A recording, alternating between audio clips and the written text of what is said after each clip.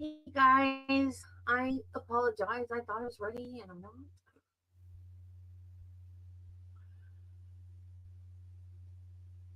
Hang on just a minute.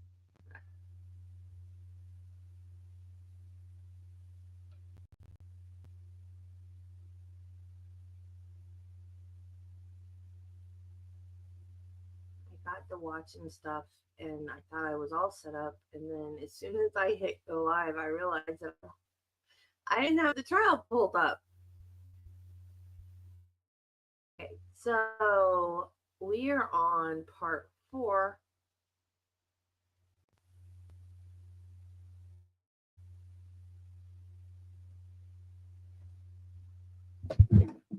And you probably didn't hear a word I said because my mic was way over there.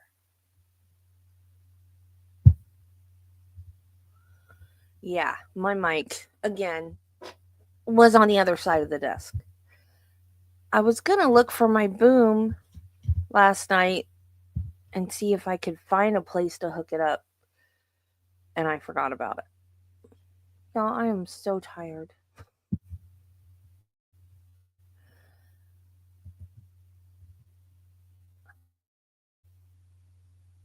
Okay. We are on. No, we are on part 5.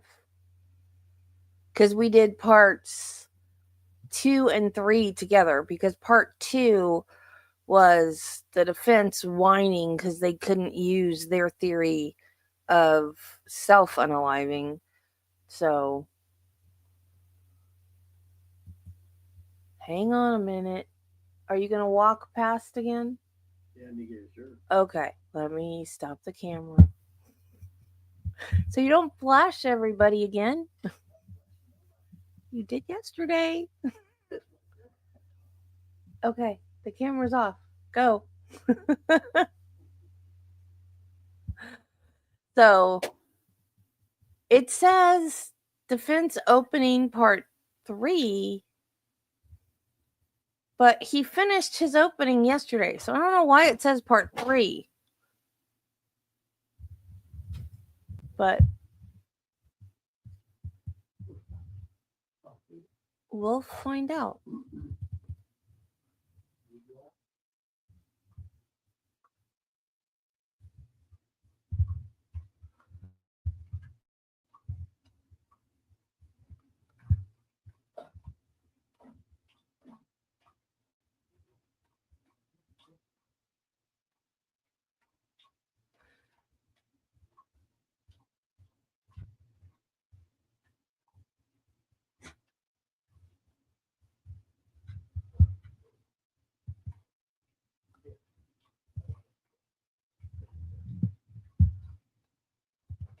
No.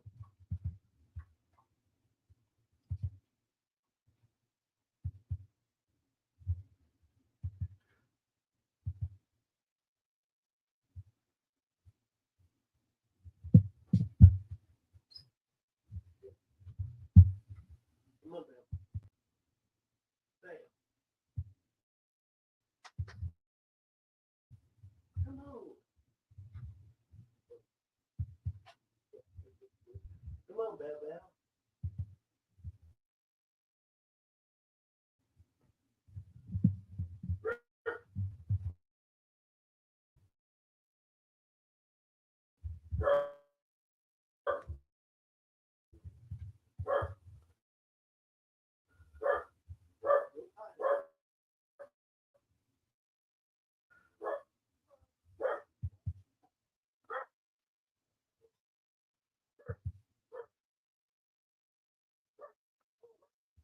StreamYard start up. And then once it gets going, it's pretty good.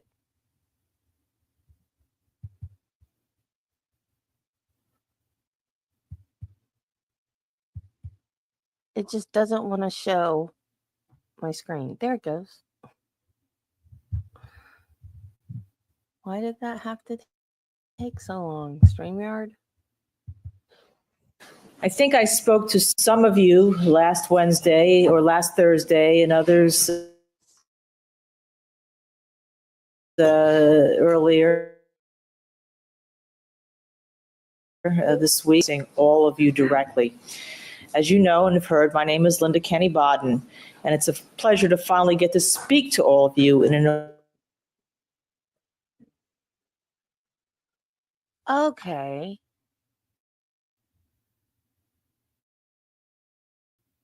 Why are you buffering? I've been sitting here watching YouTube all morning. by saying Philip Spector is innocent. What the heck? Why? I have never seen another attorney get up and do an opening statement after an opening statement has been completed. Why is she allowed to do this? That's really weird. Objection. This is argument. The evidence will show Thank you. that the science proves he is innocent. Wait. That was Alan Jackson that just said objection, argument. Do you guys remember what Yannetti said? The first thing? Okay, she just said Phil Spector is innocent. Do you remember the first thing Yannetti said in the Karen Reed trial? Karen Reed was framed. Alan Jackson just objected on that's argument. Well, so was Yannetti's opening statement in the Karen Reed trial. And Alan Jackson was the lead prosecutor. Lead defense lawyer. That's funny.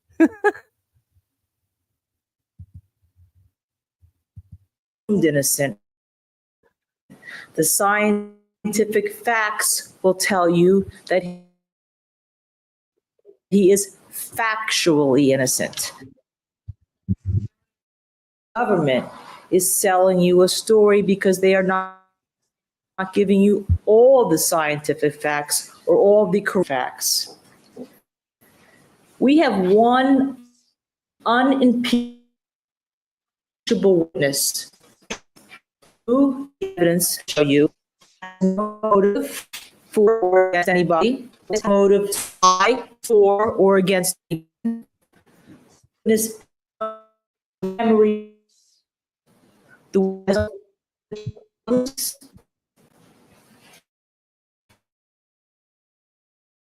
and that witness is called that we use science in any area of investigation, especially a criminal investigation, because it can tell you whether witnesses who have memory problems or language problems or motive to lie are mistaken, wrong, or mere out lying.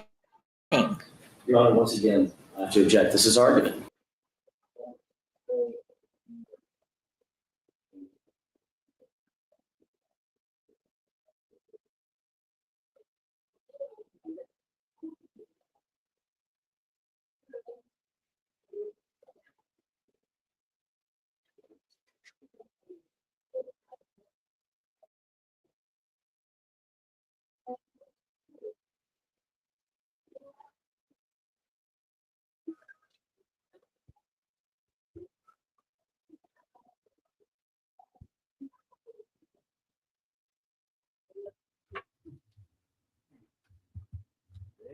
Stupid StreamYard, what are you doing?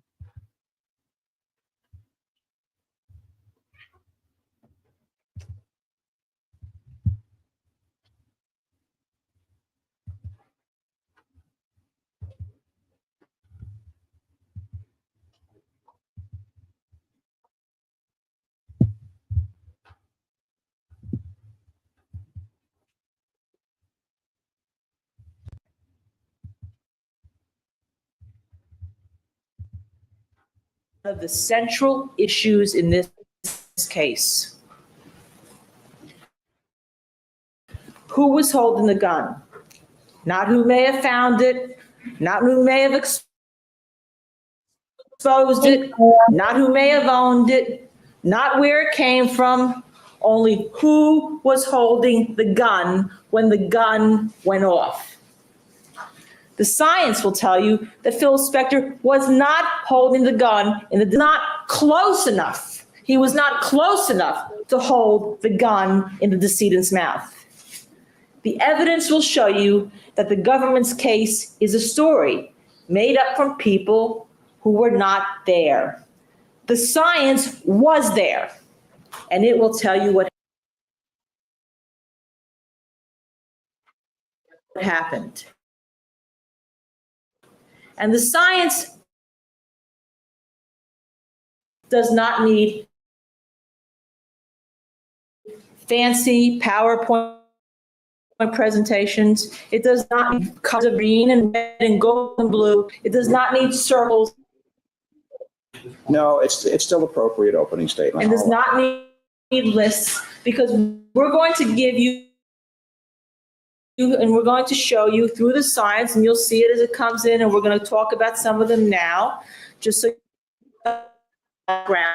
The science will show in it and make the judgments. You will make the list. You will draw the circles. You make the conclusion. Gunshot wound. That means you did it to yourself. Science, unfortunately, cannot tell you what was in her mind. Science can tell you that the decedent was holding the gun, that the decedent had the barrel in her mouth with her lips loosely closed on the barrel, and that it was she, the decedent, who pulled the trigger. Science may also have suggested that she even loaded the gun. Mr. Jackson yesterday gave you some hypotheses, scientific hypotheses from what he expects are his witnesses.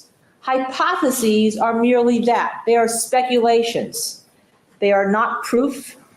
And so hypotheses have inconsistencies and assumptions and prejudgments in them. What you heard from Mr. Cutler and what you will see from the science is that somehow conclusions were formed that Philip Spector committed a homicide, a murder, before conducting an unbiased investigation through the science. That the government ignored the science or bent the science when it didn't show, when it didn't support their findings, or they have shown that Phil Spector was close enough to do is innocent. The science will tell us what really happened. From the get-go, assumption, the first police report was written that he was guilty. In scientific community, this isn't called engaging in a fallacy, and there'll be testimony on this. It's called circular reasoning in the scientific community. If you assume that a murder is committed and you structure investigation to demonstrate that, then it's not an objective scientific investigation. The scientific evidence here does not support the less reliable evidence to be putting before you, because the witnesses, the science will show, were either made mistakes, didn't remember properly, or told deliberate untruths. And we'd like to summarize that, Plort and I, Chris Plort, who will be working with me during this case, that are based on scientific fact that proves that Philip Spector was not holding the gun, did not discharge the gun, did not put the gun in the mouth, and first, the location of the bullet wound, and the bullet path shows it was a inflicted wound. The wound in this case is an internal wound, and that's a technical term that the forensic pathologists use, that is those who are trained in the investigation of unnatural deaths or deaths that occur early in life. They call it an intraoral wound. That means that the gun was in her mouth, her lips were closed around the gun loosely, and that the barrel, this is what is called a classic self-inflicted type of injury. Classic self-inflicted type.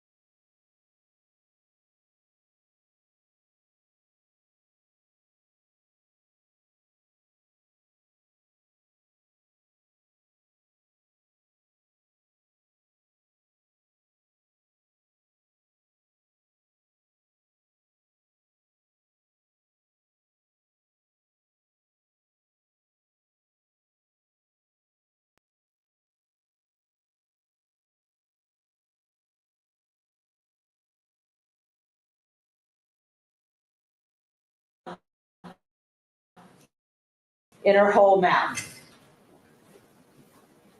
The part of the wound, which means that the bullet grazed the tongue. Okay. Right? The wound is 1.5 inches back in the tongue. You know, you all have lips and you have teeth. And your whole mouth is about 2 inches. The barrel of this gun was 2 inches. The mouth, all the way in the mouth. Science will tell you that the general view of forensic pathologists is that you do not swallow a gun like that unless you're volitionally doing it. You're doing it to yourself. So in addition to the fact that it was intraoral, and in addition to the location of the tongue wound all the way back, the bullet grazed her tongue. In addition to that, it means it was also like a contact type wound. It had what's called a stellate appearance, which in fancy words means a star-shaped appearance. That's how come they can tell the barrel was against or on top of the tongue. Additionally, there's no damage to the decedent's mouth, outside her mouth. If somebody points a gun and shoots it in front of your face, you're going to have damage outside the mouth. You're going to have damage on the lips. If somebody pushes a gun in your mouth that you don't want to go there, you're going to have broken front teeth. And those teeth will be broken out here in, not in, out. The decedent's teeth were not broken by somebody pushing a gun inside her mouth. They were broken from the inside out, and I'll talk with you a little bit more about what the importance of that is. But what it does mean for now, in terms of the bullet path and the bullet wound, is that no one shoved a gun through her teeth inside a mouth. Now, we don't have the answer to what was in her mind when she put the barrel in the mouth. Was she acting recklessly because of her history, because of the things that happened that night, or some other reason? But what we do know is that she put the barrel in her mouth. We know she was drinking. We know she was taking pills. You'll hear that from the state's witnesses we believe the evidence will show. We know that she had hurt herself before when she was drinking tequila. The state, the evidence will show, had the decedent's computer.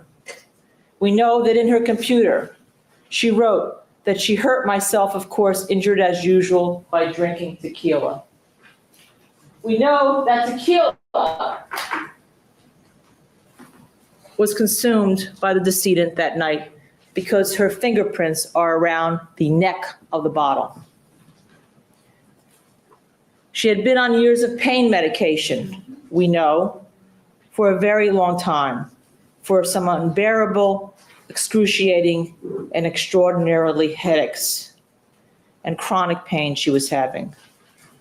We know because it was The state gave it to us. The government gave it to us. That less than 2 months before she died, in December 2002, she wrote that she really trashed her apartment in the midst of a depression. We also know that in that same December, less than 2 months before she died, she said, "I am going to tidy my affairs and chuck it, because it's really all too much for this girl to bear anymore." According to people that knew her, she was depressed over the holidays, the evidence will show. She had a history of depression going back to 1994, of the type where she couldn't stop crying. Ladies and gentlemen, these were her words. I am not interpreting them. So what she was thinking when the gun was fired by her own hand, we cannot tell you. We can only tell you what the facts are. The path of the wound, the path of the bullet wound is consistent and entirely characteristic of a self-inflicted wound. This is from their coroner, a forensic examiner named Dr. Pena. See, the path is slightly upward. The same path you would get if you were holding a gun yourself. Upward, upward. Not if somebody is shooting, standing in front of you, shooting downward. It's even more important here because the evidence will show that the decedent was seated in a chair that was very low to the ground, only about 15 inches off the ground. Only about 15 inches off the ground. So the path of the wound entirely shows that she was seated low, and yet the trajectory of the wound, and the trajectory is a fancy word meaning bullet path, is slightly upward, exactly as it would be if she were holding the gun in front of her mouth and in her mouth. The evidence will tell you, or is going to show you, that the first police on the scene, who were untrained in scientific reconstruction, thought the decedent had been shot elsewhere. They thought that there was good evidence that she had been shot on the stairs and moved. And that's why, the reason why, is because when she shot herself, the gases of the gun caused her teeth to project way up onto the stairwell. So they believed initially that somehow Phil Spector, tiny man, carried Lana Clarkson down and placed her in the chair. Apparently, the state's not proceeding on that story. But that's how the story got birthed. Because the teeth were elsewhere. Evidence did not explain that speculation was not true and did not fly. The next thing the coroner was looking for was based somehow shoved the gun up to her teeth and shot her through her teeth. Through her teeth. So they looked for something scientifically called bullet wipe. Very simply, on the tip of a bullet, when it leaves a gun, there's a black substance, a chemical substance, that is black. And so when it's shot, it leaves against something, it leaves a wipe, leaves a black wipe. That's why it's called bullet wipe. It's very simply a scientific principle. There was no bullet wipe. None. So now they could not explain, the evidence will show. The physics pointed to the undisputed fact that this was a self-inflicted wound because the gun was not shot outside her mouth. The bullet wipe gun was in her mouth. And you'll hear why they can tell you the specific testimony. And the trajectory of the gun wound and the actual stellate shape of the gun wound showed that it was characteristic of a self-inflicted wound. Yesterday, Mr. Jackson told you that there'd be going to be testimony or something that a woman would not have shot herself in the mouth. That simply is old school thinking and untrue. Objection, Your Honor. That was never part of my opening statement. I never made that All statement. right, again, ladies and gentlemen, an opening statement is not evidence, and it will not be judged as such. You may proceed. We're going to show you through evidence, and we're not going to just sit back. We're going to present evidence to you. And the people that are going to be discussing some of the evidence about the gunshot wound are people that have written several of the textbooks that are used by the people in their industry. In fact, the evidence will show you that one of our people that will be talking to you, Dr. Vincent DeMaio, who just retired as the pathologist, senior head of a major county in Texas, where Mr. Jackson is from, as you all heard. I'm practicing my y'all, Mr. Jackson. Okay, thank you. It's tough when you're from Jersey to say it. Dr. Vincent DeMaio, his book is because he met with Dr. Pena, is on Dr. Pena's desk. So you're going to hear from some of the lead people that have written textbooks on these matters, and there's nothing wrong with that. Luckily, Mr. Spector, because of who he had been, is able to, just if you had a heart condition, or if you had something wrong with you and you were dying of cancer, you want to go to the best you can go to. You want to go to the best you can go to. There's nothing wrong with that. And it's the people that even the people that Mr. Jackson will be presented for you go to get some of their information. So, what do we know first? Location and path of the wound. This is a self-inflicted intraoral gunshot wound, which means volitional conduct on her part. It is a key finding of physical evidence that science uncovered. It is a key finding that says this is a self-inflicted wound. Next. Blood spatter. The pattern and distribution of the blood spatter, shows that Phil Spector did not shoot that gun. Now, I just discussed with you the nature of an intraoral wound, and it's crucial for the understanding in a scientific way in order to discuss the blood spatter that this wound was intraoral. To look at the blood pattern analysis that Mr. Jackson talked to you about yesterday, Mr. Jackson told you, and I know I have this right, that blood spatter can only go out in a gunshot wound such as this 36 inches, or a maximum of 3 feet. The evidence is going to show you that that was a misleading statement and untrue, and whoever gave him that information is wrong. We had Dr. Henry Lee, the criminalist who's taught a lot of the criminalists in the Los Angeles Sheriff's Department, also another author of one of the major textbooks in crime scene investigation. And some of our other people, Dr. Werner Spitz, who has written the lead textbook in forensic pathology. Listen yesterday to what Mr. Jackson relayed to you. He anticipated that the evidence would be on the science. Whoever gave him the hypothesis that blood spatter from an intraoral gunshot wound can only go 3 feet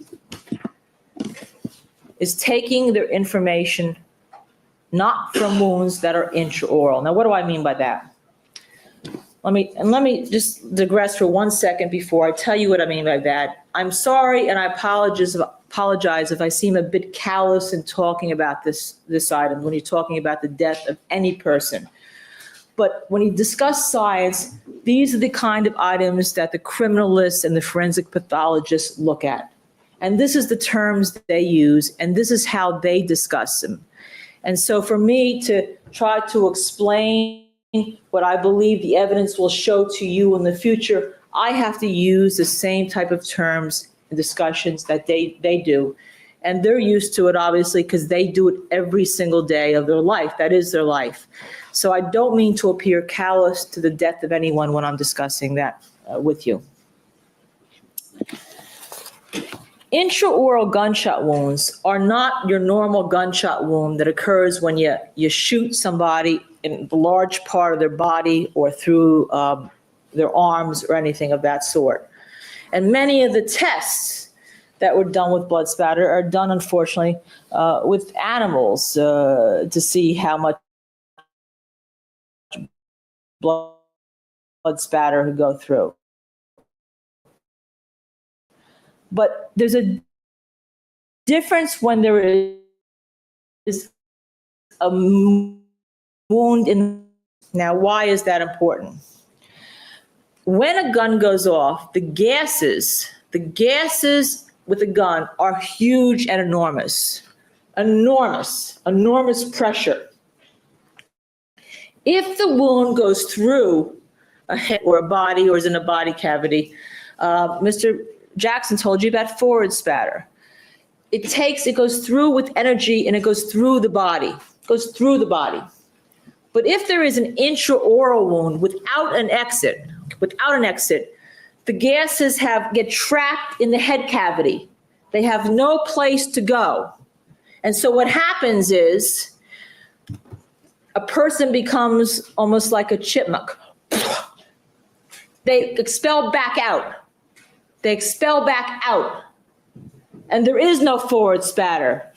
All the gases accumulate, become hugely pressurized, and expel back out. Ms. Kenny, this be a good time. We need to take a recess. Yes, sir. All right, ladies and gentlemen, keeping in mind the court's admonition, we'll be in recess for 15 minutes. Thank you. All right, back on the record, the parties are present, the jurors and the alternates are not. Yes. Your Honor, this is just a very quick matter, All right. one that I think the court can handle with very little energy. You have more confidence than I might. Go ahead. Maybe true. It's been a long week. The photograph that's up on the overhead projector right now, as well as I believe, I don't think I'm speaking out of turn, the next photograph that is in line, which is one I'm holding in my hand. I believe those are two or three of the photographs that are the subject of what I brought up this morning about the late discovery. These from Henry Lee. These are going to deal with several other items subject of a discovery motion. I think that one of the sanctioning request, among other things, is the possible suppression of the evidence. I think Ms. Kinney-Bodden certainly can make the points that she's going to make. Mr. Plord can make the points that they're going to make without showing these to although a couple of them have already been shown briefly, without showing these to the jury until we can fully litigate this issue. We were blindsided by these 55 photographs that Henry Lee took apparently on February 3rd or February 4th, 2003, and has been holding them in abeyance ever since. And there's some question as to which ones are consistent and which ones aren't, and why the 55 photographs have different names and different scan file names, et cetera. We're seeking the original photos. I mean, there's some substantial litigation that's going to surround these things, and I think there's some questions that very seriously need to be answered about these things before they're shown to the jury. I hate to have to try to unring a bell, so I'm simply asking that those two photographs that are on the OMO and the following photograph, nothing else, be limited at this point from production to the jury. Thank you. Several quick points. Dr. Lee's report was discovered out quite some time ago, along with his notes some months ago, where they refer to the photographs. There were detectives that were present when these photographs were taken that turned the location over to Dr. Lee, and Dr. Bodden was also present when these photographs were taken. Yesterday morning, before any opening statements, I went through every one of these photographs with Mr. Jackson, because, we pursuant to the court's directive, show him what we're going to use. Didn't say anything. He just brings this up this morning that, are we going to use these? Well, I showed them to him yesterday, and we just got to move on. These are going to come in my opinion. I mean, if there's some sanction, and I hope the court doesn't, make Mr. Spector's or affect Mr. Spector's right to a fair trial. But if there's some sanction, I don't think exclusion is going to be the one. We clearly believe that these are going to be authenticated. without question. They tied to Dr. Lee's report that was discovered some time ago. We did, by late last week, we gave them the CD-ROM. All of these pictures are on there. I printed out these that are, two of them that I'm going to use, this one and the next one. Mr. Jackson, were you aware of the photographs yesterday? I was aware of the photographs yesterday. Quite frankly, I didn't notice as we went through. I mean, they look somewhat similar to crime scene photographs that we took. And Mr. Ford, all due respect, he's relatively new on the case, is unaware that there were no investigators at this location when Dr. Lee was taking these photographs. So we were not aware of what these photographs were. Yesterday, when he flipped through them, I didn't notice which ones they were. I just noticed that they were the interior of the foyer, but they're very different than anything we've ever seen before.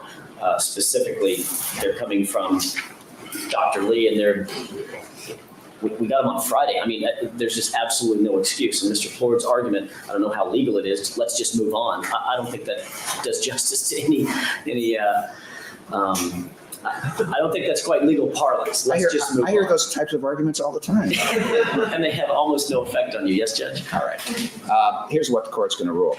You can certainly go ahead in light of the potential, that's all I say, and the remedies available to the court, if the court were ever to make a determination that there's been a discovery violation. There are several that can be used. There are some that are suggested that not be used, but in any event, this is a point of contention. I believe that you'll be able to go through your opening statement without using these specific photographs, so we'll just take those photographs and the one following off, and we'll move forward. That does not indicate that in any way what my ruling, if I'm faced with this at a later time, would be. It's just that it's a matter of contention. All right, with that in mind, let's bring in the jurors and the alternates. Thank you. You're welcome.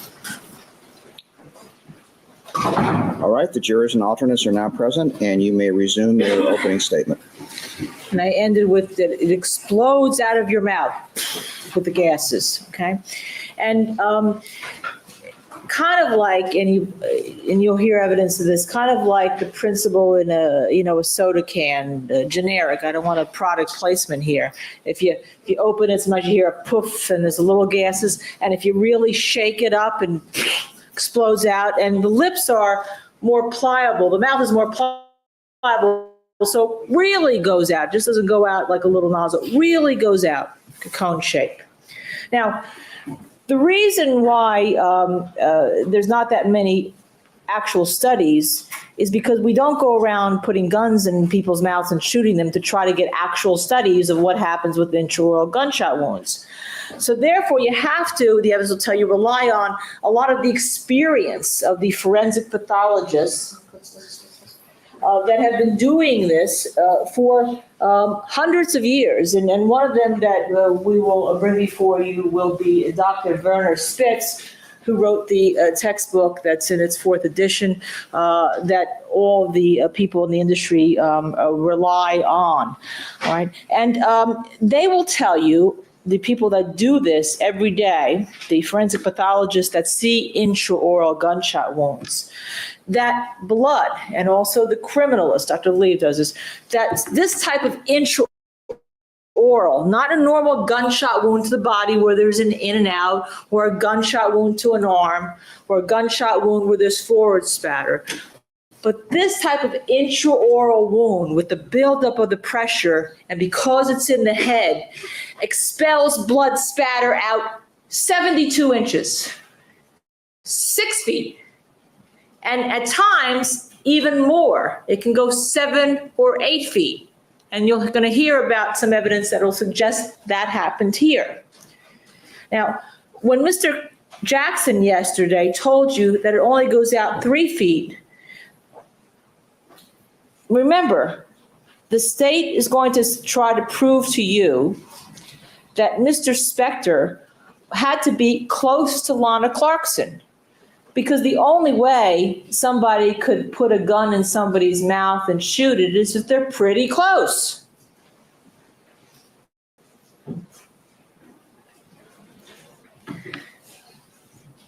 They tried to tell you yesterday, and Mr. Jackson told you also, when he told you about the 3 feet, which is absolutely wrong, that the size of the spatter on Lana Clarkson's slip and the size of the spatter on the slip, if you could, on the size of the spatter on Mr.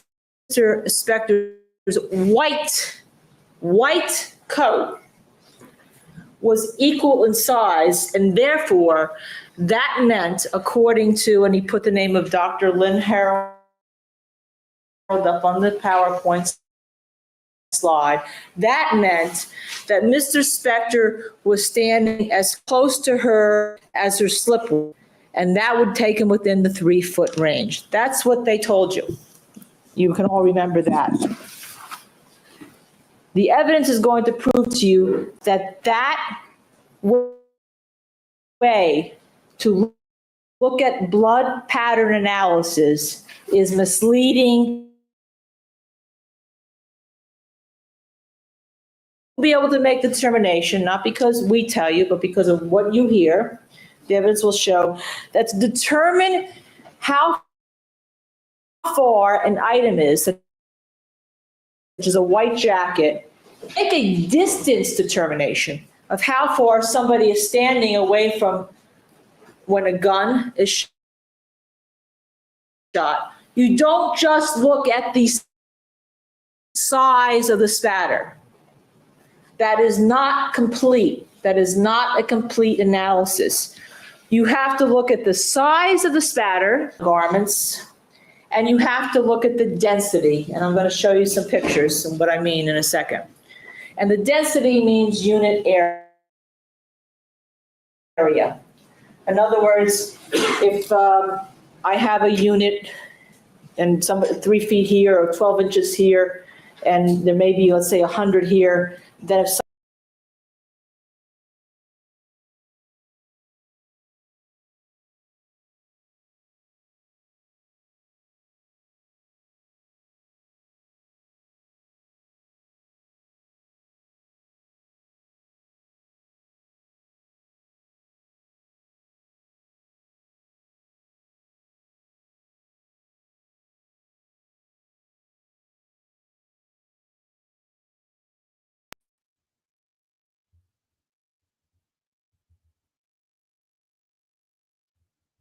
Sorry, guys.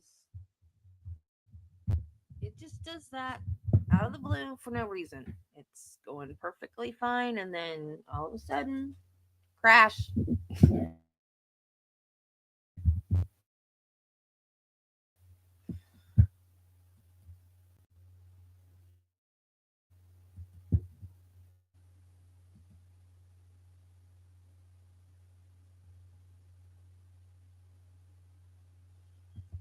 I'm ready for witnesses. I don't understand why the defense gets to make a second opening.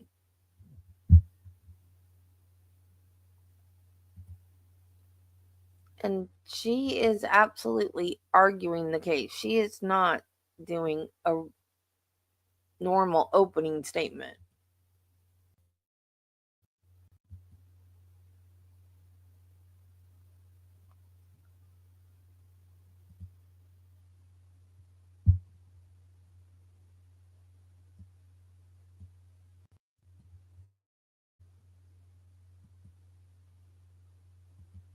all three into account to make a valid and complete determination of distance scientifically.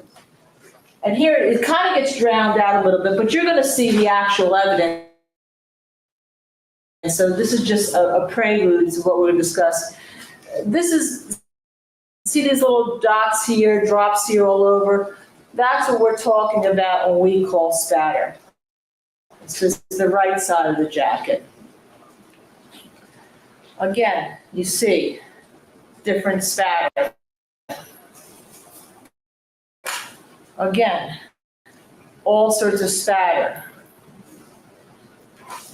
The left side of the jacket, all sorts of spatter and tissue. Her clothes, her jacket, her slip.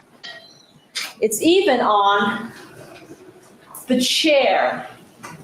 It's the arm of the chair. It goes all over, out into that cone. That's just a spatter. You can see here, you're going to hear evidence is going to come before you that some of the spatter was obscure because there was something called a purge, and I just want to demonstrate to you, like if blood comes out or something's put in blood, it may cover up some of the spatter that's below it. This blood currently put in some of the, what would be the blood spatter under it.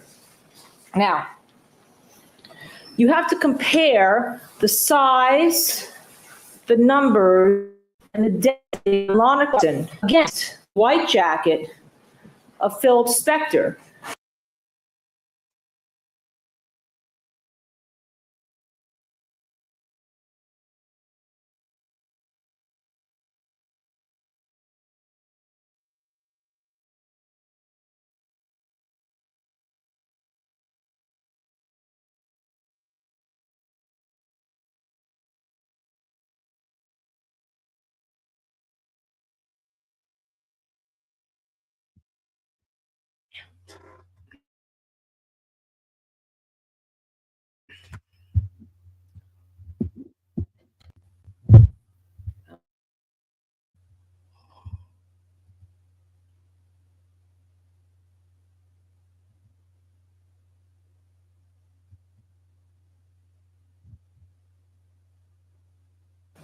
Now,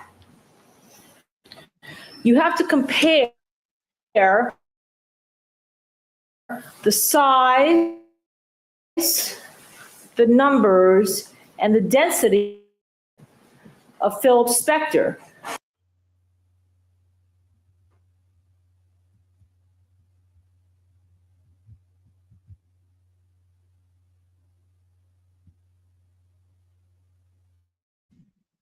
Sense that Mr. Jackson alluded to. If I've got my arm into his face and spatter comes out, it's going to get all over my arm, my coat. It's going to go up my coat, inside my sleeves. It's going to go in the I'm not wearing one, but the shirt cuff. It's going to be all over. Common sense. Here, in this case, the spatter was all over her jacket, her slip, her chest.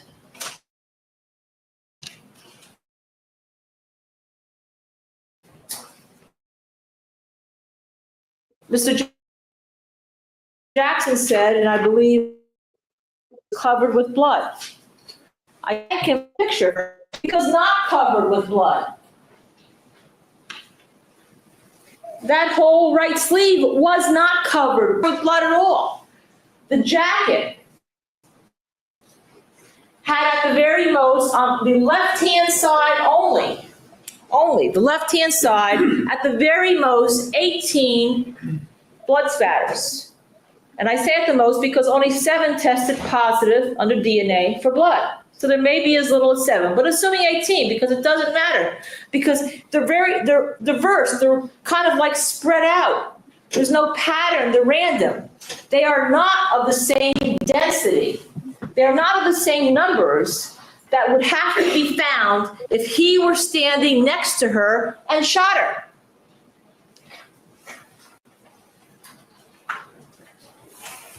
The reason why is because the evidence will show you he was not standing next to her and shot her.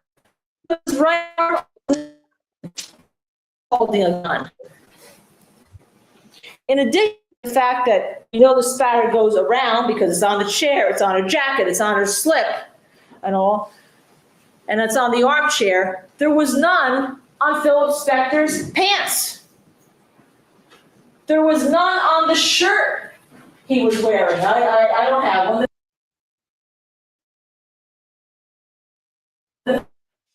Then shirt. There was none on the cuff that comes out, and you guys will know what I'm talking about, out of your jacket. There was none to the amount of the spatter that Lana Clarkson, the decedent, had. if Spector decedent to put the gun barrel all the way in her mouth and pull the trigger, he would have had an equal fit all over him, like it was all over her. And it wasn't. And we're able to tell this even though some of the spatter from the decedent was actually removed. And you're going to hear that some of the rules of collection were not followed, that I took off because they wanted to test it. At the time that in Spector's house, they took off spatter off her hands to test it before properly photographing it and documenting it. And later on,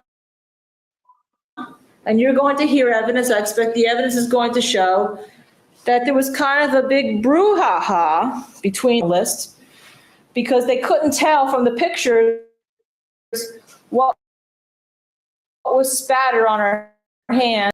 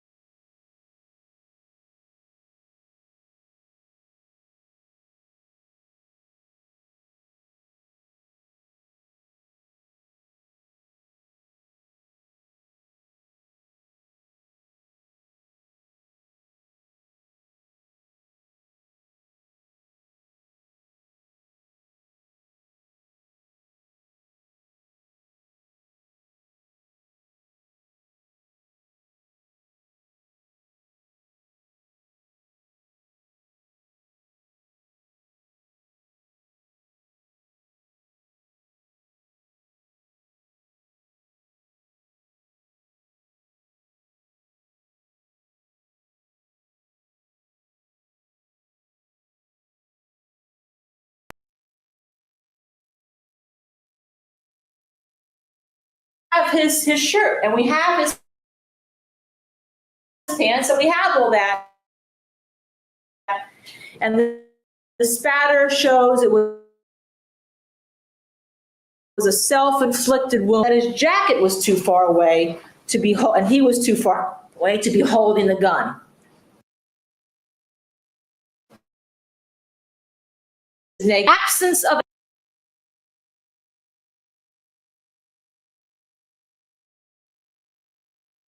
evidence is absence of proof of guilt and evidence of proof of innocence.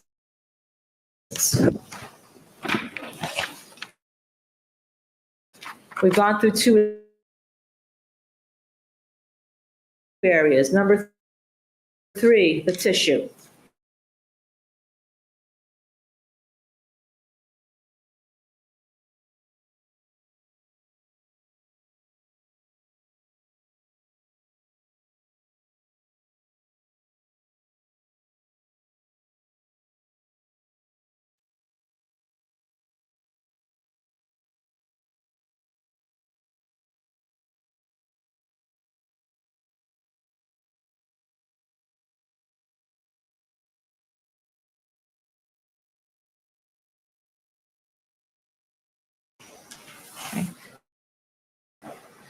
She is, they're going to have the left sleeve again. Okay. One more. Well, Mr. Poor is looking at her left sleeve. It was over here, Chris. We showed you already. Left sleeve.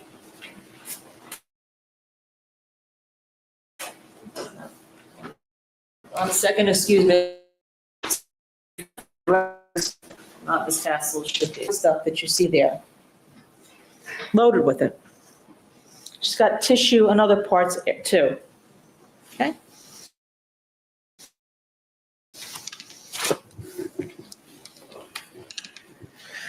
Now, his clothes have none. Have none. Not his.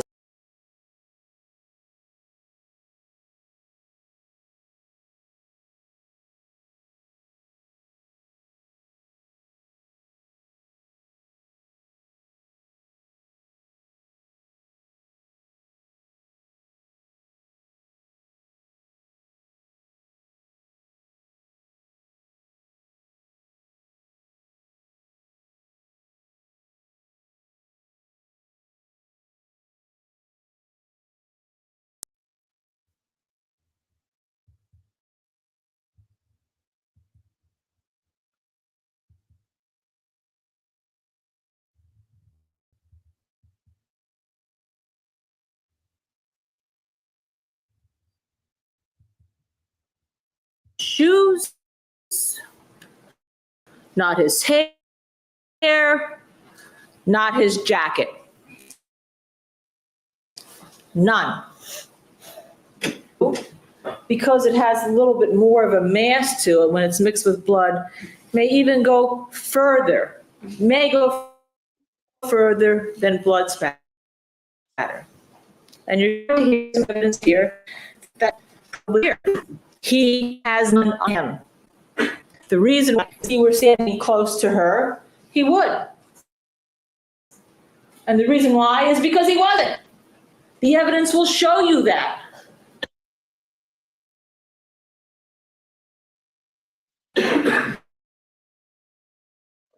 And you're also going to hear that when our forensic pathologists and our criminalists were given the court's permission, there's Phil's permission to do the Los Angeles. One of the things they saw on this left sleeve was this, on buttons. Now, buttons, okay. Buttons, okay? And they saw that they're loaded with blood and tissue. And they also saw that the buttons had a kind of a hazy, like a melted grease appearance. We had those buttons tested, and it's something that the government had not done. Is extremely important because it fixes the position of her hands, which comes after the blood. To get on these buttons, she had to have her hands in this classic gun holding position. Had to.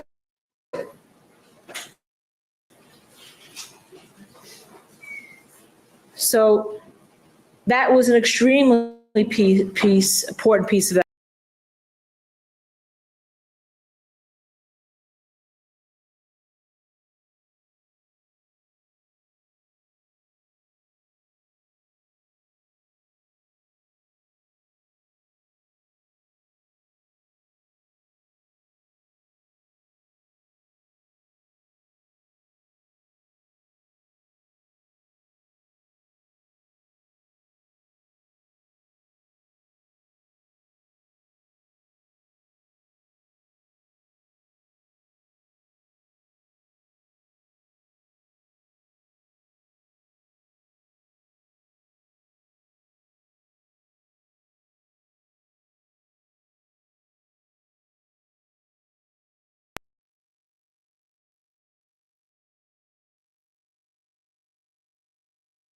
And it's, again, all over her. And it's not on him. And it proves scientifically that Philip, was not near her when she was shot. He was, and really, when you marry a small, diminutive man, and you can see, you don't need me to tell you, short arm reach, and so he may even had to be closer than 3 feet, if the government is correct in what they told you yesterday, that he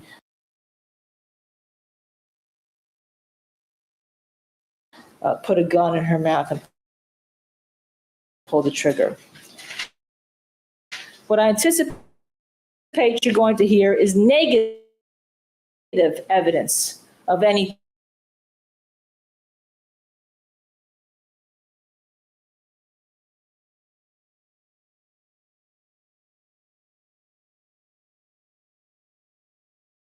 on her.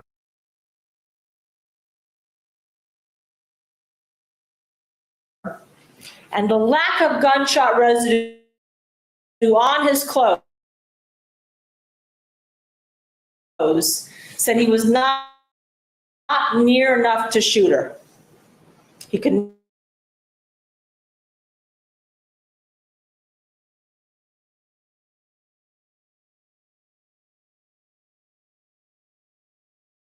And this is a picture of a revolver being fired, and the revolver, we'll talk about that's what's involved here. You have a lot of combustion.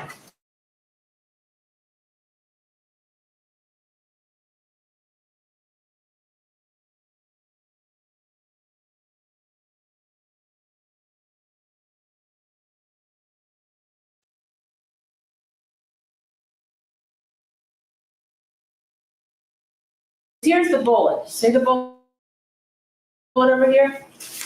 These are, and these are burnt, flying. You see this is burning.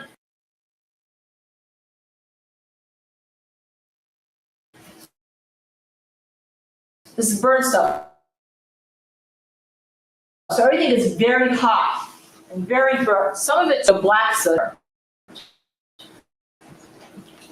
So you have sometimes burned and unburned particles, but there's lots of them, lots of them.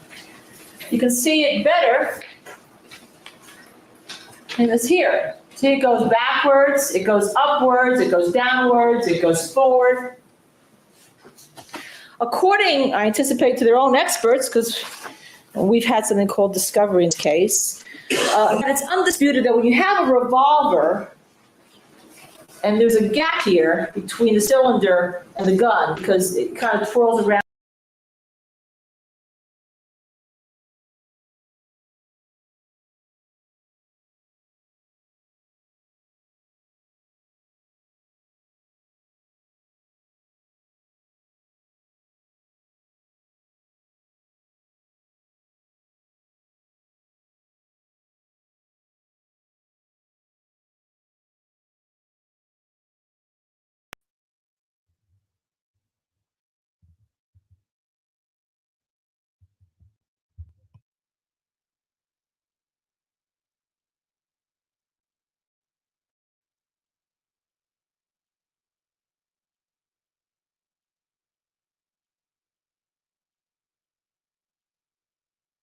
There's also a lot of these particles that come out of there, not just the front, they come out here and in the back. It's called a cylinder ruin, like a cloud.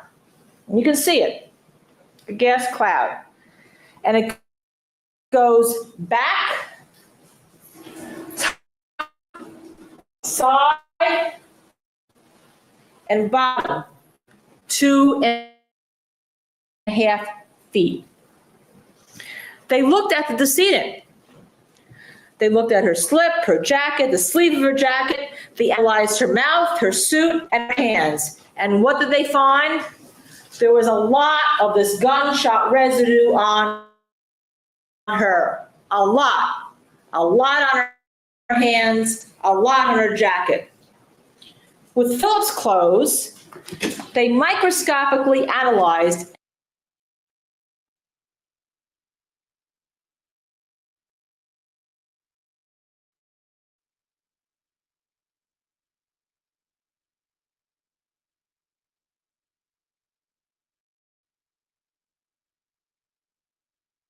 they found none.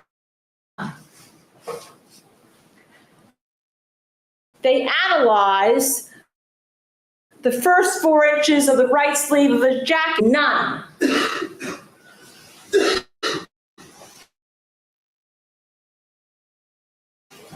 And there'll be no dispute that he's right-handed. Tests show here that when GSR or gunshot residue comes, it can stay around. There's studies that show it can even stay around after clothes have been laundered. It's very hardy. 40 minutes after the police are called and get there, and they have Philip, and they get his clothes, and and his jacket comes down to the police station. Nothing is which would have to be there if he were in 2.5 feet of the decedent. Mr. Jackson yesterday told you or intimated that the evidence would show that shot residue on his hands. The evidence is going to show you that that was misleading.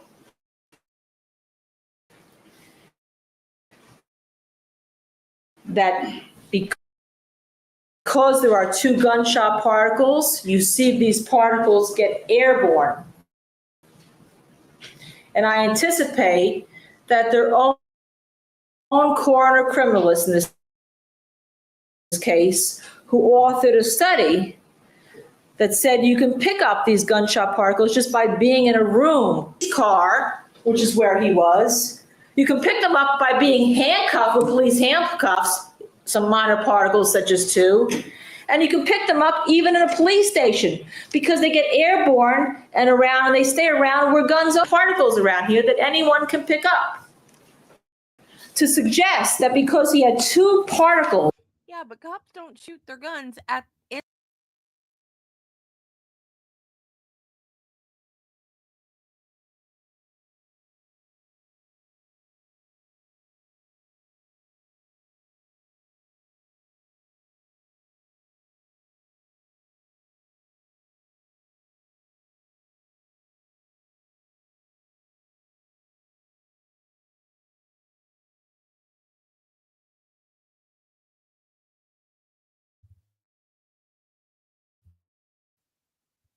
I know you guys lost sound. I have had it with StreamYard this morning.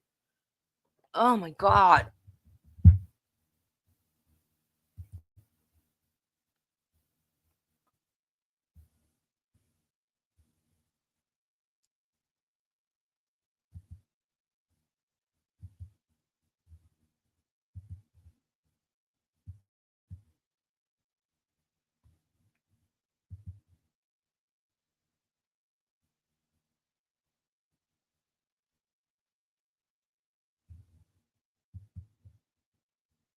Or being handcuffed or being in a police station is to give it a bent on the evidence that doesn't necessarily mean no. It means nothing. His hands, first, she was covered in gunshot residue. Her mouth was covered with GSR. Her hands were covered with GSR. Phil Spector was not covered with GSR. His shirt was not covered. His cuffs were not covered of his sleeves. His jacket was not covered. Why? It's an absence of evidence. And it proves, we will suggest when we get there, that gun. He was simply too far away to be holding the gun and get GSR on his clothes. Too far away.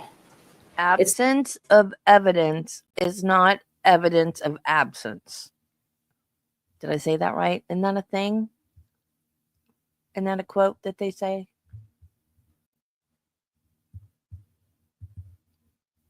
It's not supposition. It's not hypothesis.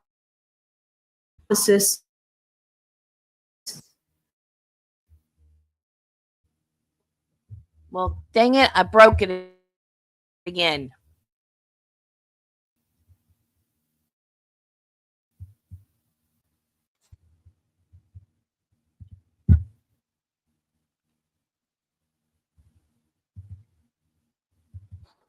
Number 5. The decedent's teeth.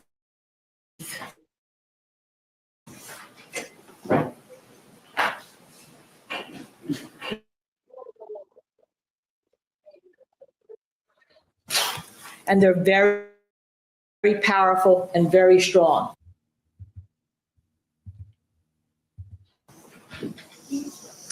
In addition here too, there's going to be evidence that, and we'll show you a picture in a second, that the gun sight, the sight of the gun, which is up here, crowns, and then there's some tooth material.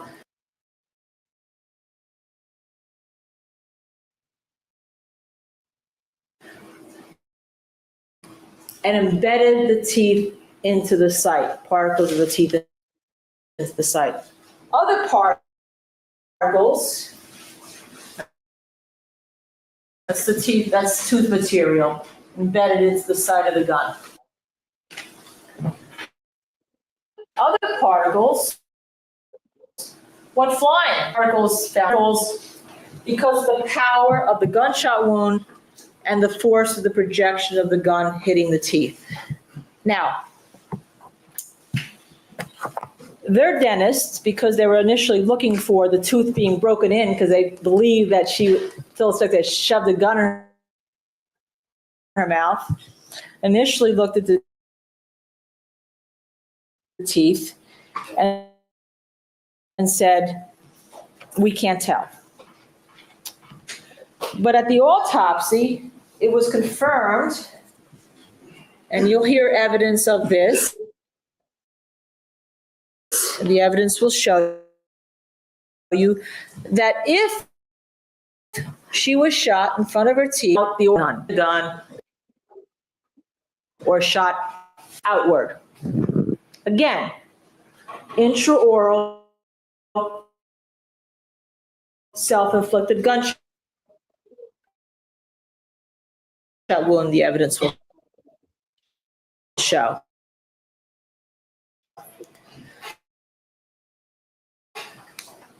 One particle of the tooth was actually lost by one of the forensic dentists, and they use a fancy word in the forensic.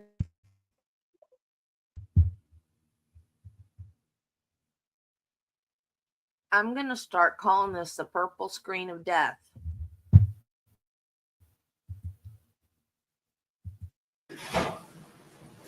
So we asked a prominent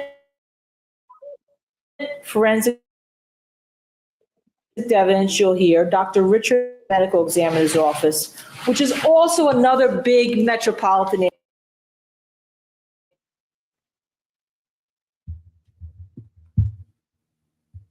I did not expect Miami-Dade to come into this. Look at the teeth that were there, and even though they lost a piece, and see if he could reconstruct it and tell us 100% how the teeth were fractured, outside in, inside out. The finding that he made, you will hear, further confirmed the intraoral gunshot wound. That means that the gas is again from the gun, and the recoil of the gun catching on her top two front teeth pushed the teeth outwards. No one shoved the gun in her mouth. And remember, there was also tooth material on the floor. The location of the teeth on the stairwell, the location of the teeth near the stairs shows that no one was standing in front of that trajectory of Lana Clarkson, the deceased. No one. Additionally, you saw that fine tooth material, which is on, you'll hear testimony on her clothes and all, that there was no tooth material found on Philip Spector. There were no fine particles of tooth material ever identified under a microscope. There was none caught in any cuff of his sleeve. There was none on his jacket. There was none on him at all. Again, the evidence will show that the absence of evidence is absence of proof of guilt and evidence of proof of innocence. DNA. I'm not even going to try to spell that one for you. But we all know what it is without really knowing what it is. But it's a scientific, it's a very scientific, important, and responsible. You just spelled it. It's spelled DNA. In the criminal justice system for both proving people are guilty and proving people are innocent.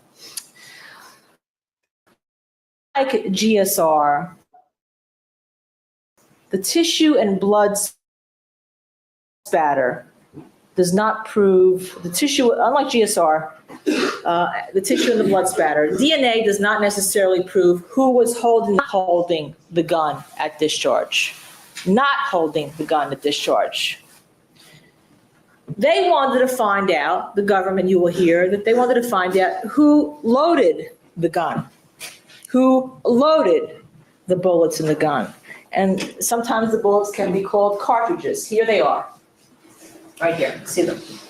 And you see that the investigator, and we know when this picture was taken about 6:40 in the morning, right after Mr. Spector was arrested and taken into custody about 6:09, about 6:40 in the morning, because in another picture you'll see, we anticipate, there's an investigator's watch, which shows the time.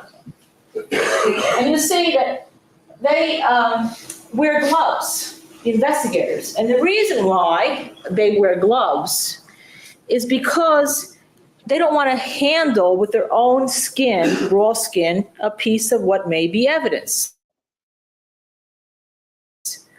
Because when you handle something, like I'm handling this pen, or I'm handling this, or I touch Mr. Port on his face, you transfer your DNA to that item you're handling it. Trace amounts of DNA. It's called trace evidence. So that's why they use gloves. And that's important. It's an important. And they asked Mr. DNA to give us the answer about who loaded the gun. And what did Mr. DNA say?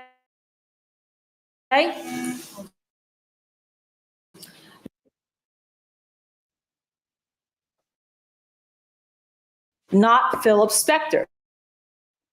There was no DNA from Philip Spector on the back of the cartridges that were swabbed, that were remaining in the gun, and the one cartridge that had been emptied.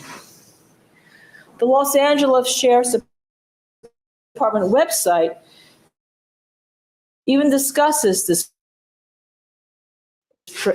principle of trace evidence. It was developed by a French professor named Card, and of all the crime labs in the United States.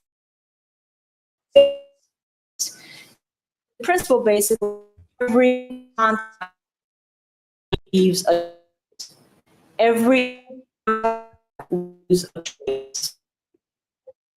Solving crime years.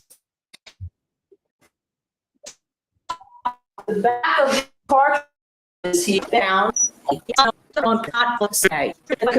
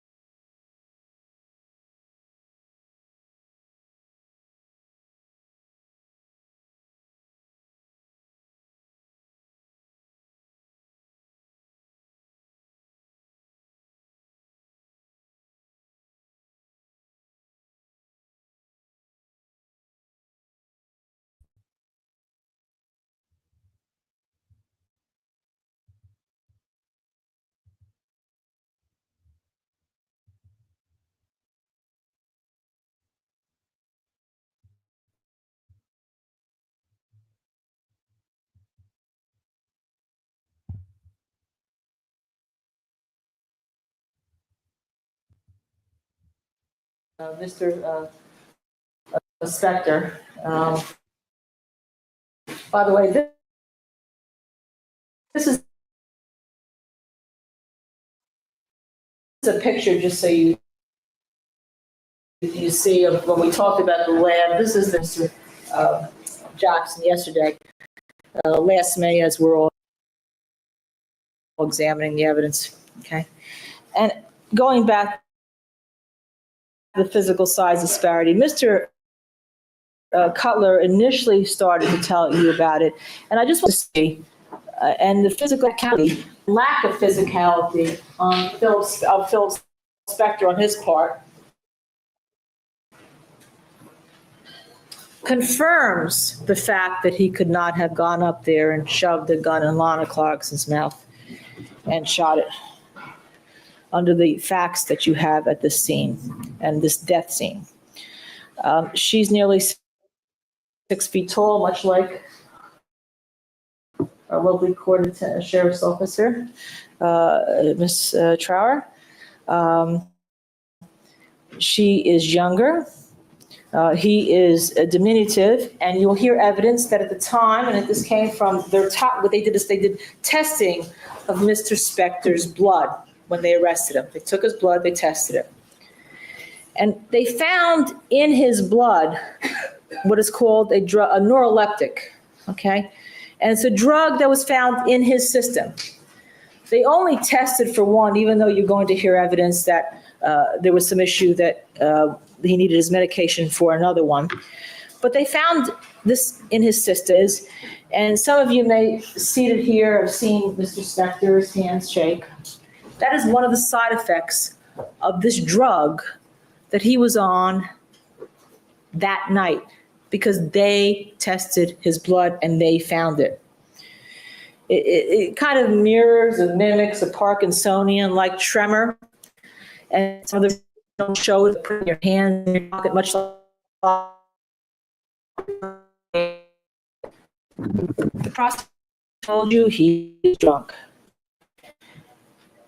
He's not next.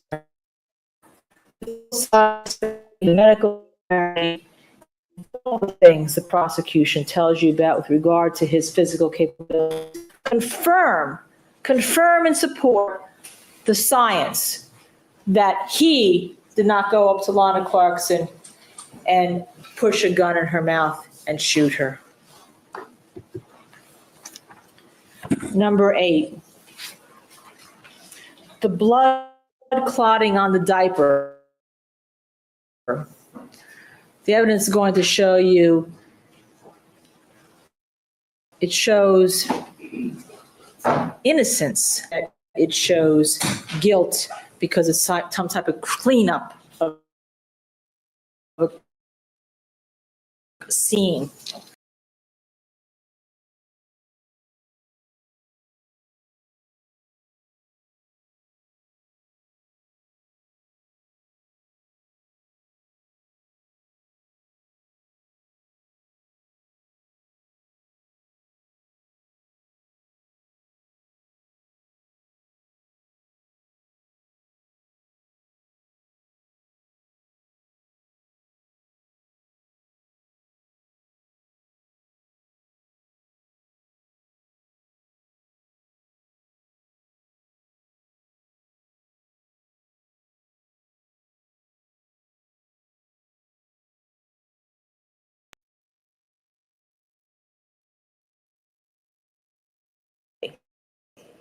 And therefore, he imputed to you and suggested to you some type of guilt on behalf of Mr.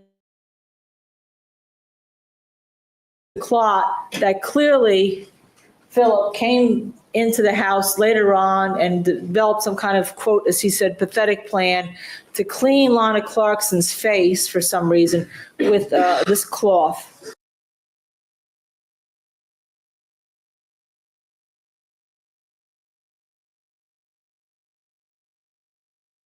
And all. Again, the evidence is going to show you that whoever gave Mr. Jackson his information about the clot on the diaper is misinformed. The clot on the diaper is called clotted coagulate. And it goes back again to that intraoral gunshot wound. When there is that intraoral gunshot wound in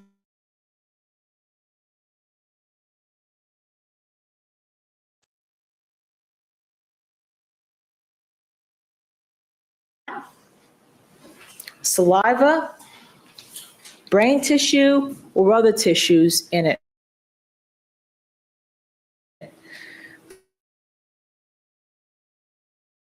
But it has other stuff in it. It's not pure. The studies are studies done. The needle's clean and they withdraw your blood and then you put it in a test tube and the test tube doesn't have some kind of preservative.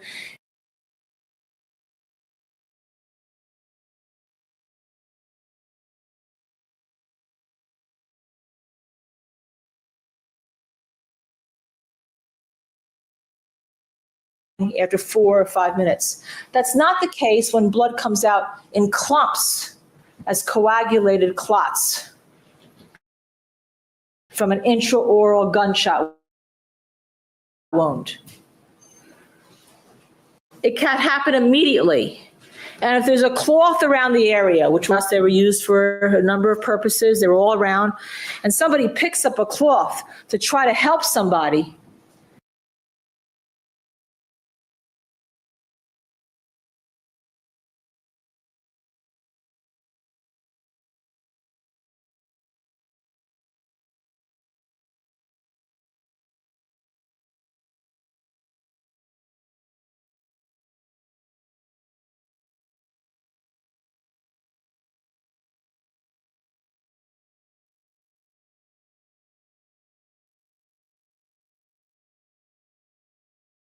evidence of innocence, not evidence that somebody's trying to clean up a crime scene, as was imputed to. Imagine if that hadn't been done, he'd be considered a monster. And the diaper was left right there where the police could have it. And it wasn't washed off. And you'll hear that from the spatter experts. If something is diluted and washed, there may be water in it. You can either have water on the diaper before or water after. But this clot was on top of the diaper. The clot wasn't washed off, it was on top of the diaper. Sherlock Holmes, and I like him because the author of Sherlock Holmes had 3 names. Arthur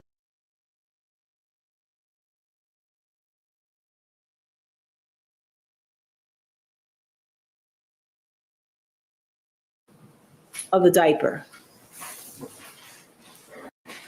Sherlock Holmes, and I like him because the author of Sherlock Holmes had 3 names. Arthur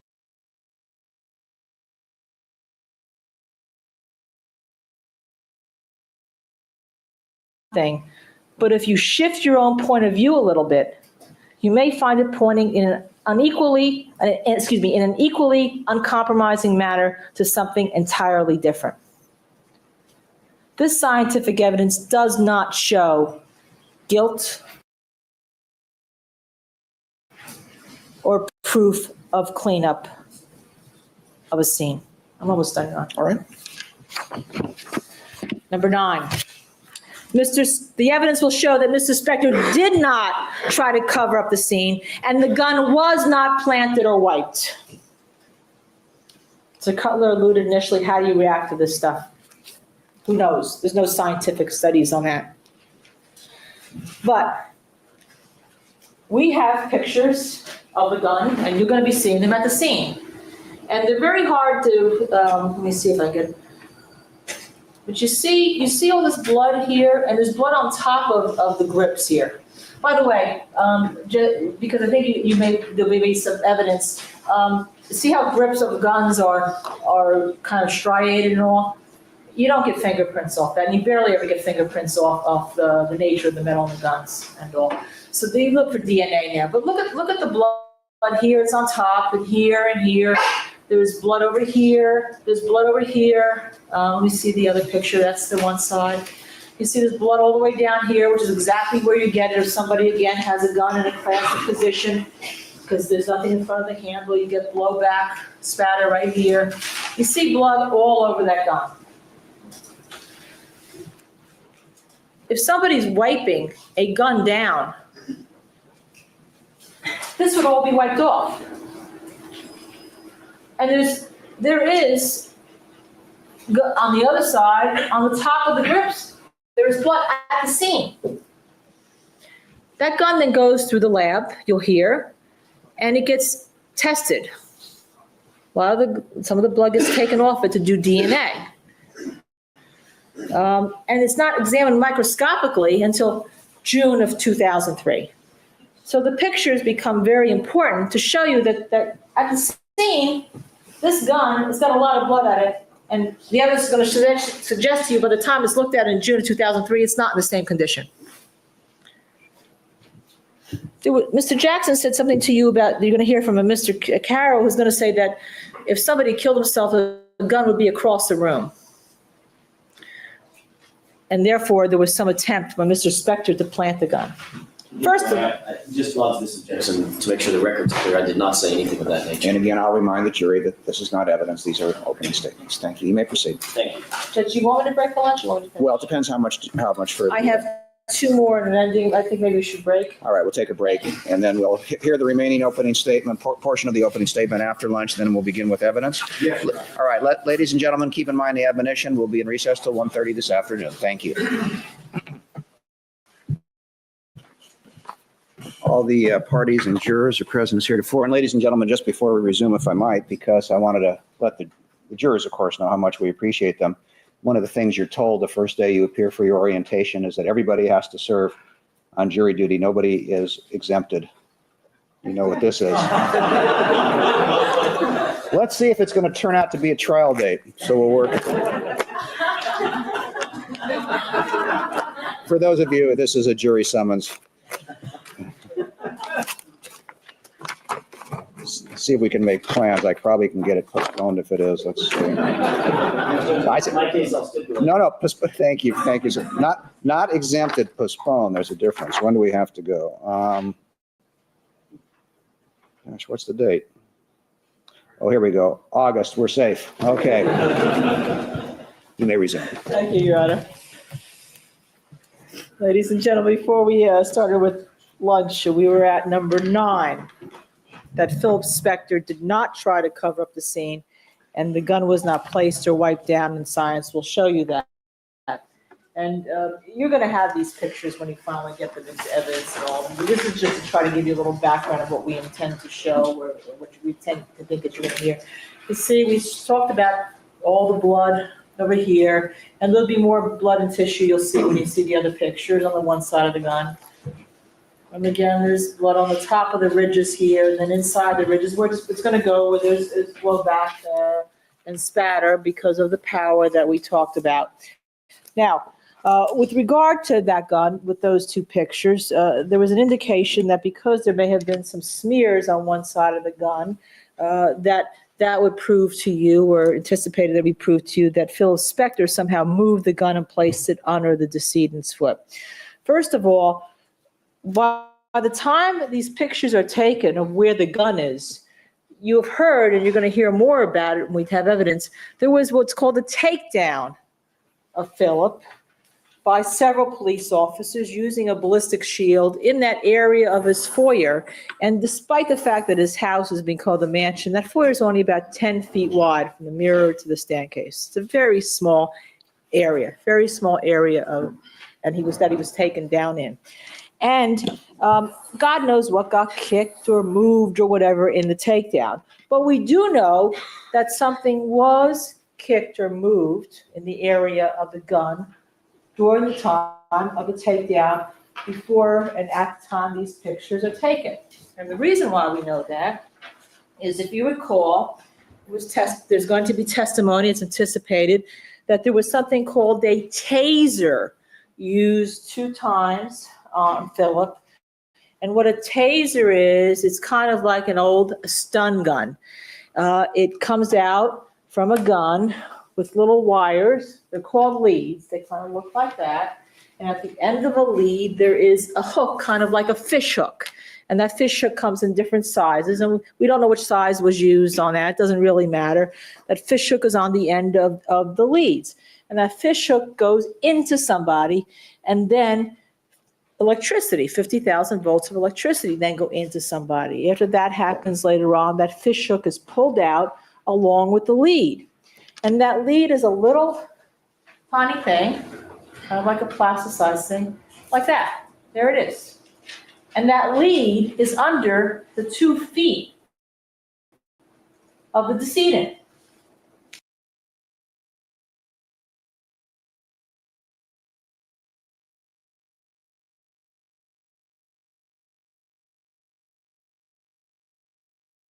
It's under the 2 feet of the decedent, which simply the evidence will show could not have happened if the decedent's feet were there in the first place. So by the time the pictures are taken, where the gun is located here, we don't know what got kicked, if the gun got kicked and moved, but we do know that things in this area were moved because the lead of the taser that went in for Mr. Spector are under her feet in the pictures supplied by the police. So the evidence will show that that suggests that no one placed a gun there. Additionally, Mr. DNA comes back into the picture because Mr. DNA was taken off the gun, and Lana Clarkson, the decedent's DNA, was all over the gun, along with possibly another person. No DNA belonging to Philip Spector was found on the gun. Again, science will tell you that there's no magic wand. You can't go around and erase DNA from one part of a gun and not the other. You can't do it and leave all this other stuff on the gun. And if there is going to be any testimony of a possible type wipe, the gun is on the carpet that's being kicked around when there's the takedown and moved around when her feet are being moved around. So no one knows exactly what the position evidence will show of that gun was. The evidence will further show that in studies done with people who have self-inflicted wounds, guns can go anywhere. They can be in the hands of the person, they can be at the feet of the person, they can be one side of the room, the other side of the room. If they shoot with the right hand, they could end up on the left. You just don't know because there's too many variables associated with possible recoil, maybe possible hitting of teeth, maybe possible movement even by police officers on the scene. And you're going to hear, I anticipate, the evidence will show about all that studies. So you can't impute that some scene was planned in some pathetic attempt under scientific principles, because the scientific principles don't support that. Additionally, you see there was all these people on the scene. Some are wearing gloves, some are not. Some are wearing booties, some are not. Some, I don't see any hairnets on them. There's all these people on the scene. But additionally, we know that the shoes, the evidence will show, that the decedent was wearing were photographed and looked at by the police. And they did a lot of things. They also took fingerprints. They actually could see what is a fingerprint here. They took fingerprints on a lot of his stuff at Philip's house. They did not fingerprint the commode, the evidence will show, where they believe the gun was. They're telling what the gun was. But they fingerprinted the brandy glasses, they fingerprinted the tequila bottle, and they could see a fingerprint on the bottom of the shoe.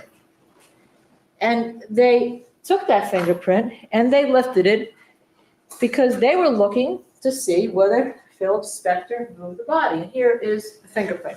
This is a picture from their own fingerprint lab. To see if Phil Spector moved the body.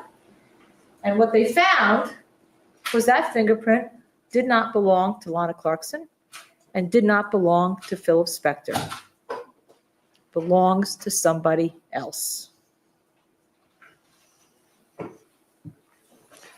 Fingerprint on the bottom of her shoe shows that Philip Spector did not, we tend to show, move the body.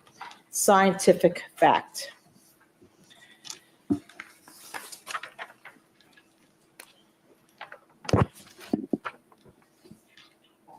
So we have discussed the fact that there's DNA on the gun, but not belonging to him. There's a fingerprint on her shoe, not belonging to him. There's taser leads showing that the scene was changed around before any photographs happened. Additionally, we anticipate you're going to hear that every single inch of Phil Spector's house was searched and a lot of it photographed. So they knew and they picked up what was important. They picked up anything that was important. They didn't find anything else. They didn't find any other clothes or change of clothes or anything like that. And what you hear, Mr. Jackson told you yesterday that there was this pathetic attempt to clean up the scene. What the science shows is that the diaper with the blood clot being left there, the jacket being left upstairs and asked for to come to police by Mr. Spector, as Mr. Cutler told you about, the fact that the gun was still there, the fact that cartridges were still there, that it was there waiting for the police. The evidence will show no one attempted to put anything in the garbage. No one attempted to put anything in the trash. No one attempted to burn any evidence. No one attempted to go in the backyard and dig any evidence. Rather, it's right there in plain view for the police to find, as they did after Philip said, "Come in, you've got to see this." It's number 9, ladies and gentlemen. Philip Spector did not try to cover up the scene. The gun was not placed or wiped down, and the scientific proof shows you that. Number 10.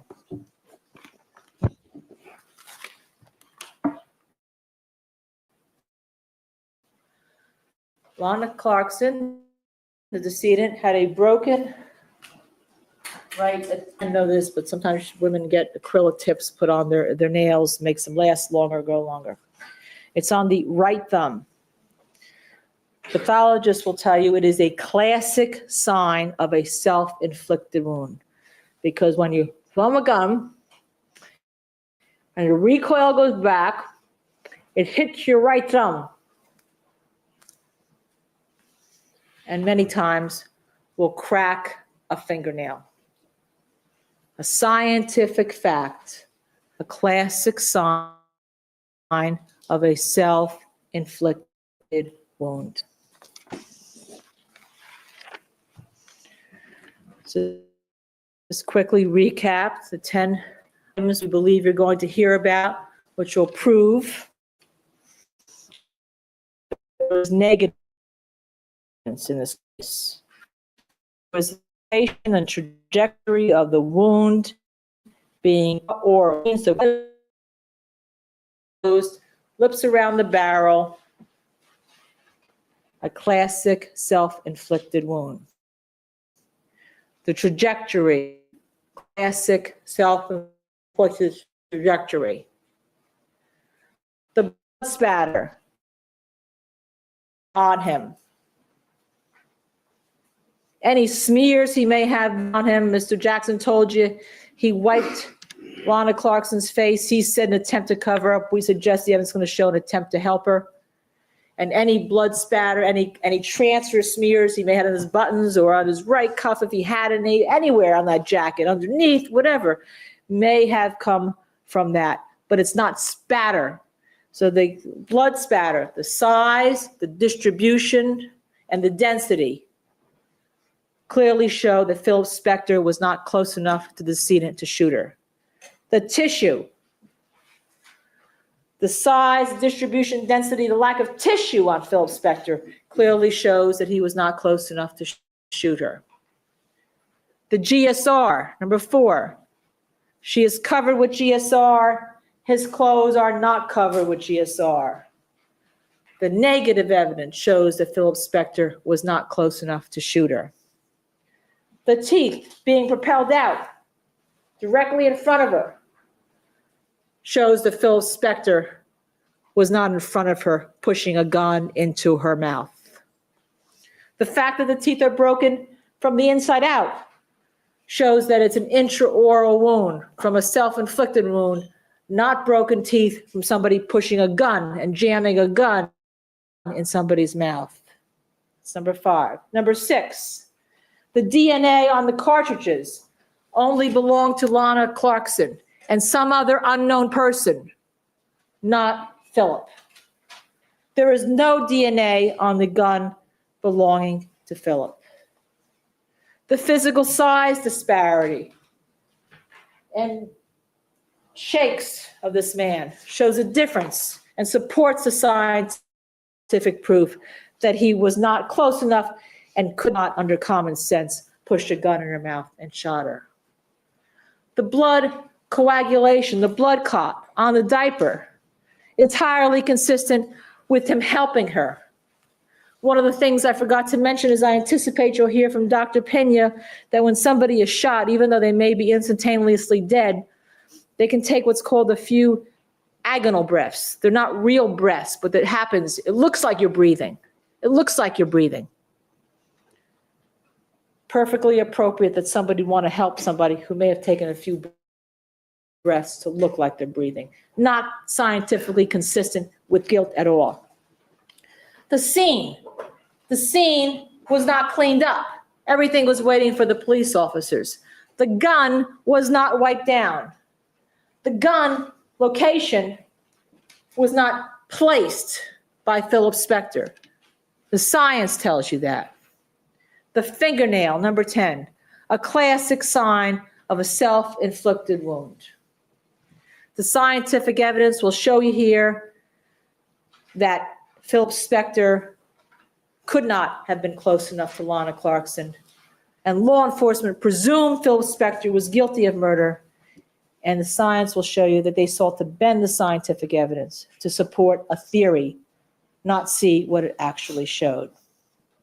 We're going to be asking you very soon in the future for you to look at all this, for you to dig behind the scenes, for you to look at the science, not look at old stories, for you to look at the science of February 3rd, 2003, not old stories of the past.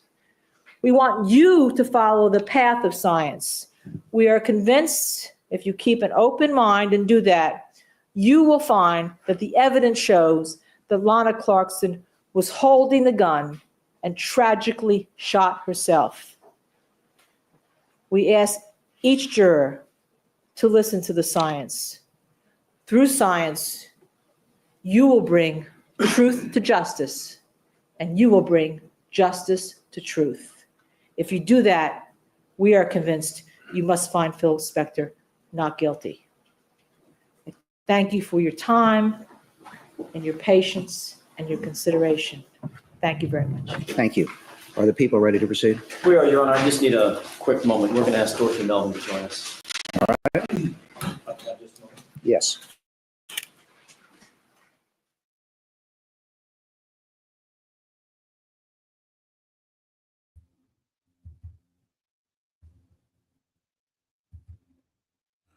Okay, we're done with opening statements. That was weird. I've never seen opening statements done by two different lawyers.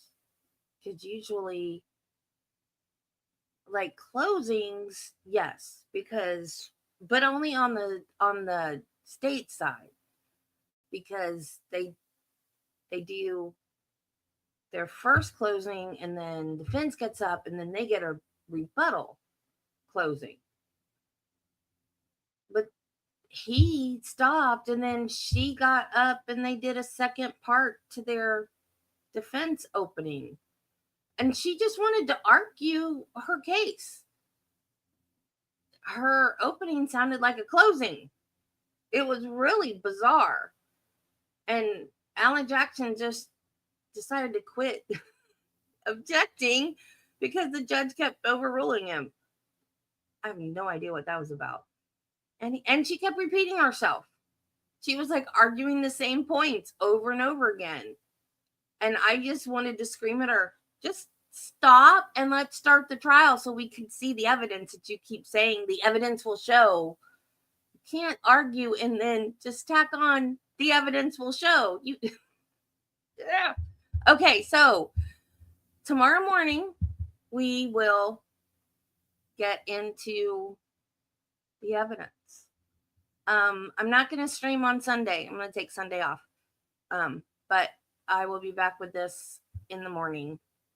And I think that's all I'm going to do tomorrow is just this in the morning. So And for how long? I know. Wasn't that disgusting? I do have a habit of, like, I catch myself doing it and then I have to make myself stop. Because yeah, your mouth is full of germs, but like, do you know where a pin has been? I mean, come on. You lay it down all over the place. Who knows what kind of germs is on a pin? Ugh. That was gross. I'll catch myself, and I'll be like, "Ew, what am I doing?" But to do it as a demonstrative in front of a jury, that made it even worse. Okay, so I am going to set up to do the corn rake murder trial, and I'm actually going to see. It's been a long time since I used OBS. I'm going to see if I can set it up with OBS so I don't have problems. But if I can't do it, I will suffer through StreamYard again. And then over the weekend, I'm going to play with OBS and maybe do some research and see what other streaming software there is, because it's obviously not my internet connection, because I got a faster internet connection. It's not giving me as many problems as it did before, but it's still giving me problems. So it's got to be StreamYard. It can't be my connection. So I know. I know. That was just so awkward. And then she did it again. She could have like just held it up to her mouth and demonstrated without actually putting it in her mouth. I don't know how. I get what she's saying. That the teeth thing, right? I get that. But in the picture that they showed, that Alan Jackson showed in opening, her purse is on her shoulder, the door is open. Of course, the door may not have been open whenever she was shot. That might have been later because of the cops being there. And I'm pretty sure that was a photo that the cops took. But anyway, her purse was on her shoulder. You're not going to put your purse on your shoulder like you're fixing to walk out the door and then go, "Oh yeah, wait a minute." You know? The, I mean, they convicted him. Is the only reason why I'm sure that he did it. But plus with the history that Alan Jackson went, well, yeah, it for sure wasn't a selfie, but I meant like maybe a staff member or something. I mean, why would somebody take a picture right after she was shot? So it must have been after the cops got there. But I'm just saying the door was open. But was the door open when she was shot? Probably not. But she did have her purse on her shoulder. Probably because she wanted to leave and he didn't want her to. And so, but she did have a point. Like, how did he get the gun past her teeth? And you made the point that she could have been passed out from drugs and alcohol, but she had her purse on her shoulder. That's the thing that I just can't get over, because women don't go around somebody's house with their purse on their shoulder. If you're visiting someone, you take your purse off and you put it beside where you're sitting, and then when you get ready to leave, you put it back on your shoulder. So in my head, that means she was getting ready to leave, which would go along with the past history of him threatening women with guns when they want to leave. She was just the first one that he actually went through with it, I guess. So I'm ready to get into the evidence, because they convicted him on this. But the opening statement just seems kind of ridiculous, especially Cutler's opening statement, because he just rambled and rambled. And I was under the impression that the reason he rambled was because he wasn't allowed to use the theory of self unaliving in his opening. But she did. And I'm confused as to why he did such a rambling mess of his opening. I might have to go back and the little, like maybe 25-30 minute segment between the state's opening and defense's opening was when they were discussing what he wasn't allowed to see in his opening. And I thought it was the self unaliving, but I might have misunderstood or just forgotten. You all know how my brain doesn't work right.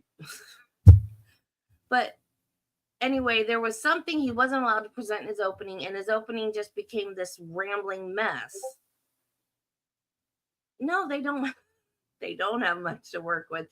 That's why, there are times that I think if I were to be a lawyer, I could never be a defense attorney. Oh, you're right. Just because that was it. That was it. Thank you. I don't know why I didn't ask you. Because I still say, I need you just to follow me around and be my brain. Yeah, that's right. It was something he said when the cops got there about how he didn't do it. And it was stupid that he was being arrested. And everybody says that when they get arrested. I don't know.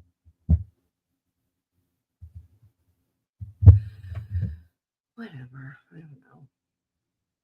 Yeah, it's, I can never be a defense attorney because how do you defend somebody? Especially, I'm sure he's paying for high dollar lawyers, but especially like a court appointed attorney, when you have to defend people and you have nothing to work with because you know that they're guilty of sin. I don't know how they do that.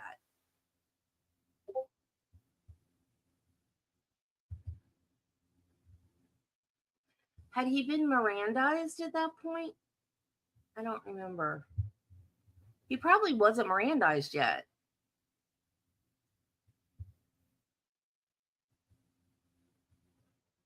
Because it was like right at the beginning. I don't even think he was in cuffs yet. Or they were trying to get him in cuffs. And they usually don't read your Miranda rights until you're in cuffs. So he probably hadn't had Miranda rights read to him yet, so then it wouldn't be admissible anyway.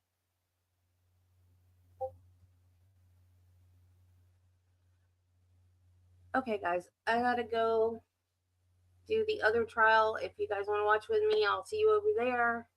And we'll do this again in the morning and get into the evidence. So that's a rule? I didn't know that was a rule.